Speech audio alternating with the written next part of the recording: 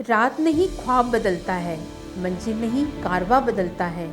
जज्बा रखो जीतने का, क्योंकि किस्मत बदले ना बदले पर वक्त जरूर बदलता है। 2001 के भूकंप में हुई तबाही से जूझता गुजरात परिवर्तन की दहलीज पर खड़े रहकर उम्मीद की एक किरण तलाश रहा था।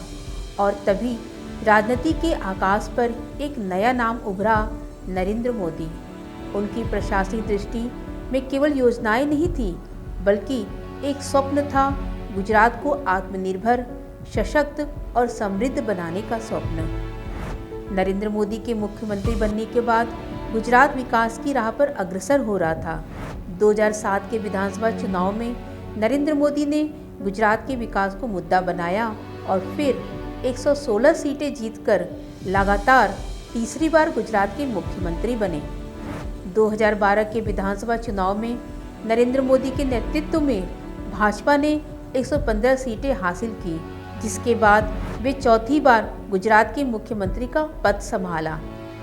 गोधरा कांड की सख्त आलोचनाओं और न्यायिक प्रक्रिया से बाहर निकलकर नरेंद्र मोदी ने गुजरात के विकास को नई ऊंचाइयों पर पहुंचाने के लिए गुजरात राज्य में बिजली की समस्या और पेयजल की किल्लत दूर की, तो वहीं साबरमती नदी का कायाकल्प करवाया।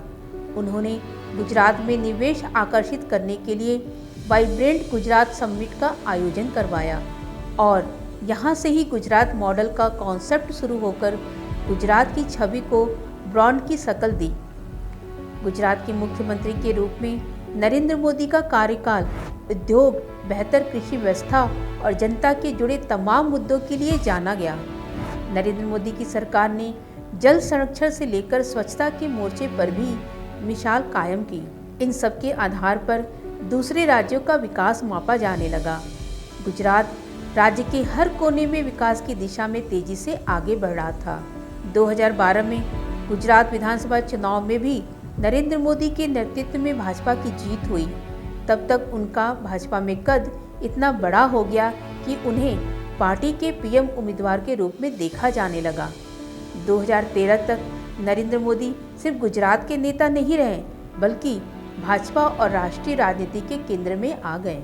सितंबर 2013 में उन्हें भाजपा प्रचार अभियान का प्रमुख बनाया गया, जिसके बाद 2014 लोकसभा चुनाव के लिए भाजपा ने प्रधानमंत्री पद के लिए नरेंद्र मोदी के नाम का ऐलान कर दिया।